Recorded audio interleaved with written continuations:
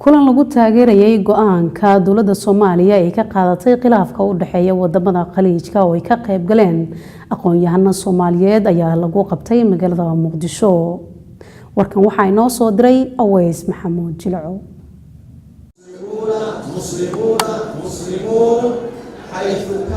khilaafka u dhaxeeya wadamada qaar ee Carabta ayaa soo ifbaxay maalmoon ka hor markii dowladda Sacuudi Carabiya ay shaacisay inay xiriir ku jirtay dalka Qatar.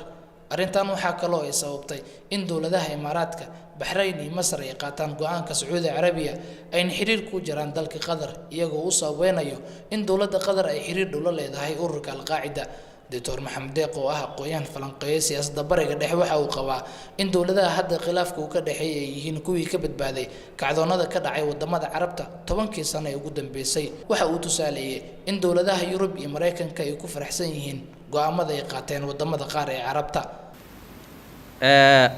waxaa dhacay dowladahaas waxay ka badbaadeen isbedello badan oo adduunka ka dhacay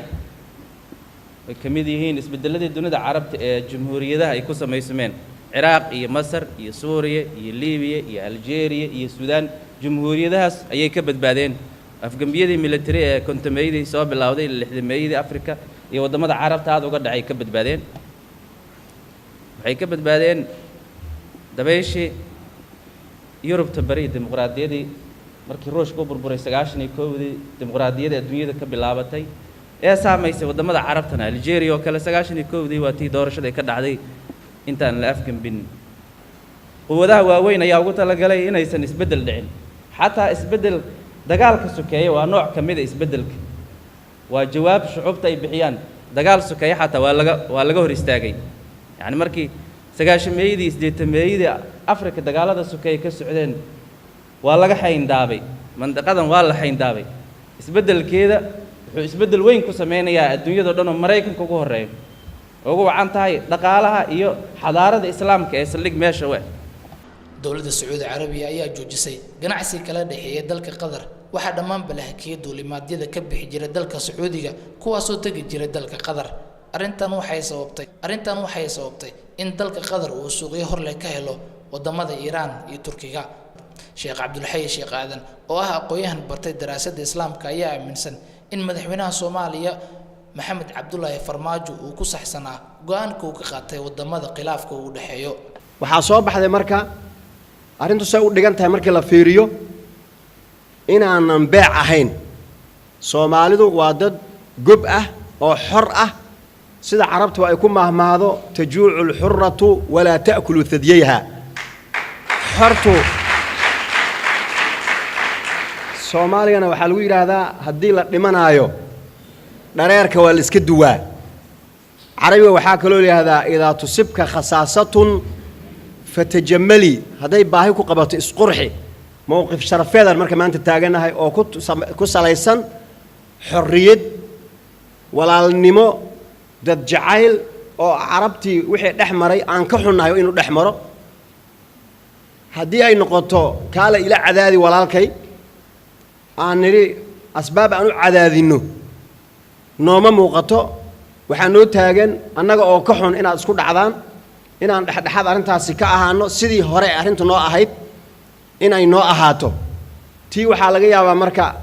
inaan canshuurteeda dhiibno waana ku talagalaynaa inaan dhiibno laana adduunku maanta wuxuu marayaa man laa yamliku quutahu laa yamliku qaraarahu qofkii aan quudkiisa haysanin go'aankiisa male waxaan muujinay marka inaan innaga go'aankeena leenahay oon dhihi karno walaalayaalow waad mahadsantihiin in muslimku iskaalmeeyo isgarab istaago hadba dhinaca u leecdo dhinaca kale oo garab si waa xaq muslimku uu muslimka kale ku leeyahay haddaan saa isu kaashan karna aan isu kaashanno laakiin aniga ayaa qayb kamid ah jirkayga cadaadinaya laana hadda Qatar markii la cadaadinayo oo dawladda hadda la tirinaayo ay cadaadinayaan ayaga ayaa is cadaadinaya. dhamaadka kulankan ay isugu yimaadeen culimaadudiin madaxda ururada bulshada iyo macallimiin wax ka dhiga jaamacadaha ku yaala Muqdisho waxaa laga soo saaray war-saxaafadeed kaasoo lagu amaanayo go'aanka jamhuuriyadda Soomaaliya ee ka qaadatay khilaafka u dhaxeeyo wadamada Carabta. وأن البلدان الإسلامية وشعوبها ستكون الخاسرة من هذه التوجه الخطير كما حرصت على عدم الانزلاق وراء التصريحات واتخاذ مواقف متسرعة والتي لا تقوم سواء بتأجيج الاختلاف وتعميق الخلافات. وفي هذه الصدد يثمن المجتمع المدني موقف الحكومة حيال الأزمة الحالية بين الأشقاء، وأن يكون دور الصومالي البحث عن المصالحة واستغلال علاقاته الجيدة مع مختلف الأطراف بدل الوقوف مع طرف ضد الآخر. كما يدرك المجتمع أن العلاقات الخليجية سريعة التغير، ولا يمكن للصومال أن تغامر باتخاذ موقف ضد أحد، لأن هذه الأزمة قد تنتهي في حال نجحت الوساطات الخليجية والعربية والدولية. أويس محمود جلعو RTN TV مقدشو.